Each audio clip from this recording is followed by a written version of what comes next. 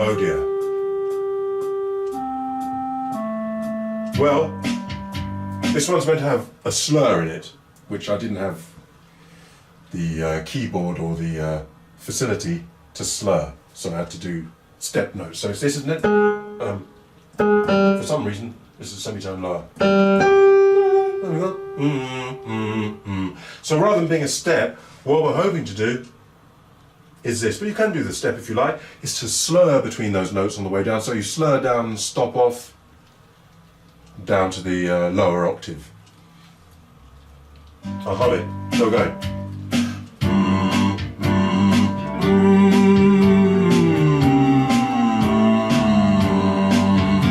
I think of a violin or a cello.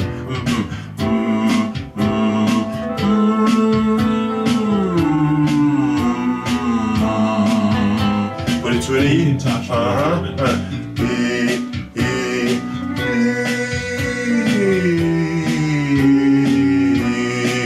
Going to be an issue when I have to go to falsetto, because you know.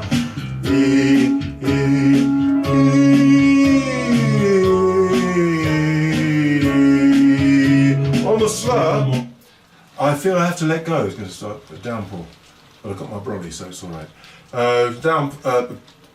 Going down.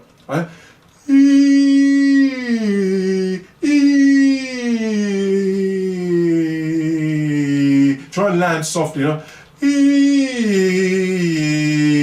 But take time, because we want that slur. It's a little bit tricky. You have to feed, almost as this note's going down, I'm feeding the air through, which of course I am, otherwise the voice wouldn't work. But there's a little bit of a sense of that.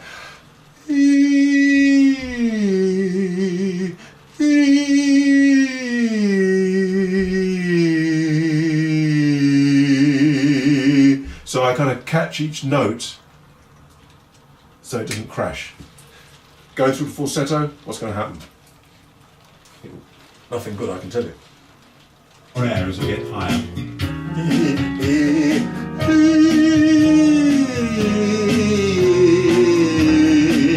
That's all right, I'm going to deliberately go to falsetto, I don't have to, but I'm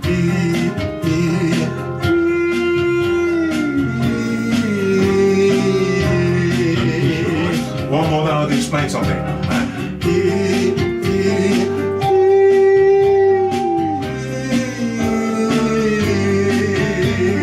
Now, falsetto coming out of it.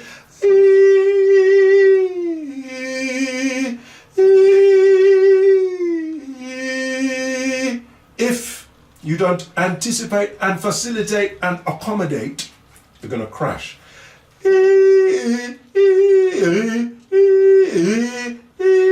It just drops. Here's my understanding of it from personal experience.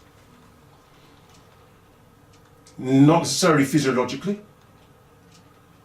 But what does that matter in a sense? Because it's what it feels like is how you operate. So, if you don't anticipate and facilitate, it crashes down. I'm going to say this is why, because the bottom of your falsetto needs hardly any air, yes? I'm going to do the same note there in chest. You might not be able to see, but you can kind of sense that there's more energy in that. Where are we? If I do it higher.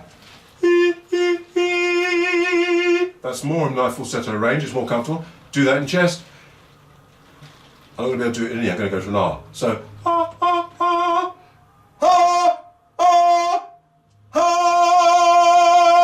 if I don't give it that, I simply can't get it.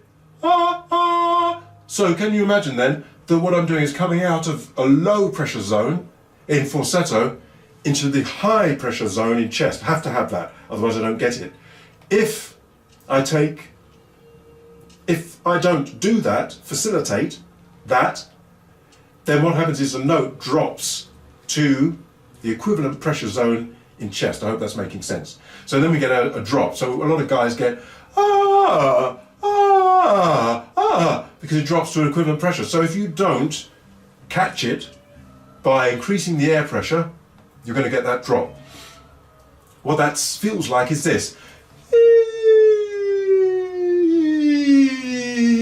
Now, that means I need to acquaint myself with a light, high chest. Rather than if I try to go to that falsetto, I'm in trouble.